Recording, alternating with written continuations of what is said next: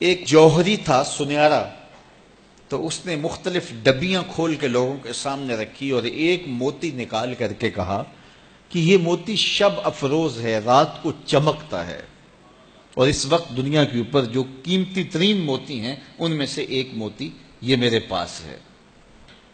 خیر اس نے اپنا سامان سمیٹا تو اس مجلس میں ایک چور بھی بیٹھا ہوا تھا، اس کے دل میں لالچ آ گئی، تو اس نے اس جوہری سے کہا کہ جناب کہاں کے ارادے ہیں؟ تو اس نے کہا کہ میں بمبئی جا رہا ہوں۔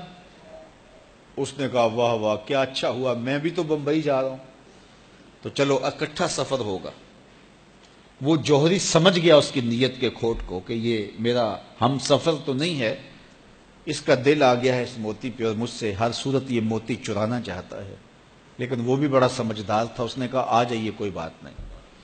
سفر چلتا رہا، رات ہوئی، جب سامان اتارا اور سونے کی تیاری کی تو وہ جو اس نیت سے ساتھ ہم سفر بنا تھا اس نے بھی اپنی قمیض اتار کے لٹکا دی، اور اس جوہری نے بھی۔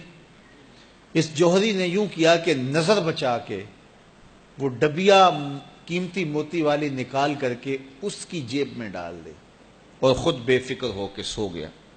جب یہ خراٹے لینے لگا تو چور اٹھا، اس کا سامان ٹٹولا، اس کی جیبیں دیکھیں، سارا دیکھتا رہا۔ خیر دن چڑھ گیا، جوہری اٹھا، اس نے نظر بچا کر کے اس کی جیب میں ہاتھ ڈال کر کے وہ موتی اپنی جیب میں ڈال لیا۔ صبح جب ناشتے پہ بیٹھے تو اس چور نے باتوں ہی باتوں میں بات کی، وہ آپ کے موتی کی چمک شمک نظر نہیں آئی رات کو؟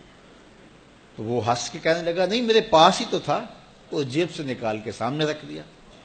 دل ہی دل میں بڑا حیرت زدہ ہوا، میں نے تو سارا ٹٹولا، یہ اگر کہیں تھا تو مجھے کیوں نہیں ملا؟ چلو آج سے ہی۔ اگلا دن آیا تو پھر اس نے قمیض اتار کے رکھی اور اس نے نظر بچا کے اس کی قمیض میں وہ موتی ڈال دیا اور خود بے فکر ہو کے سو گیا۔ یہ ساری رات اس کے سامان میں، اس کے لباس میں تلاش کرتا رہا اور وہ مزے سے سویا رہا۔ صبح اٹھا اور نظر بچا کے اپنی جیب میں ڈال لیا۔ ناشتے پہ پھر بات کی کہ وہ آج بھی کوئی چمک شمک دکھائی نہیں دی۔ اس نے کہا میرے پاس ہی تھا، جیب میں ہاتھ ڈالا اور سامنے رکھ دیا۔ بڑا حیرت زدہ ہوا، دل ہی دل میں سوچا چلو کل صحیح۔ اس نے پھر ایسے کیا اور یہ ساری رات اس کا سامان ٹولتا رہا پوری تفصیل کے ساتھ۔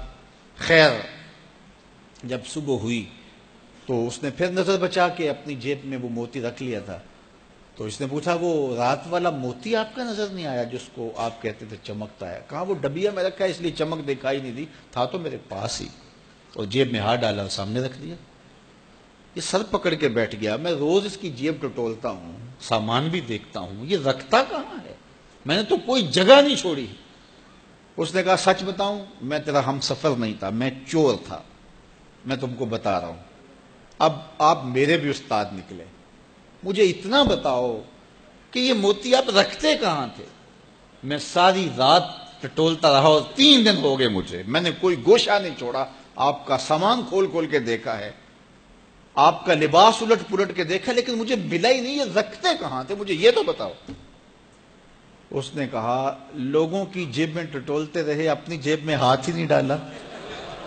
بلے شاہ اڈ دیاں پھڑنے، جڑا گھر بیٹھا ہے انہوں پڑھیا ہی نہیں۔ وَفِي أَنفُسِكُمْ أَفَلَا تُبْصِرُونَ، کہا تم کہاں اسے ڈھونڈ رہے ہو، ذرا اندر بھی اتر کے دیکھو، اندر اترو گے تو اس کا سراغ مل جائے گا۔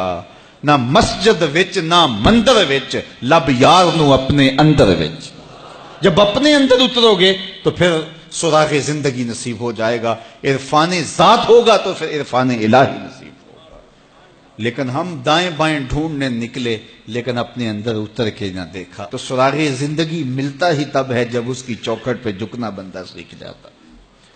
تو اس کی چوکھٹ پہ جھک کر کے زندگی کی سربلندی حاصل کیجئے اور مقصد زندگی حاصل کیجئے۔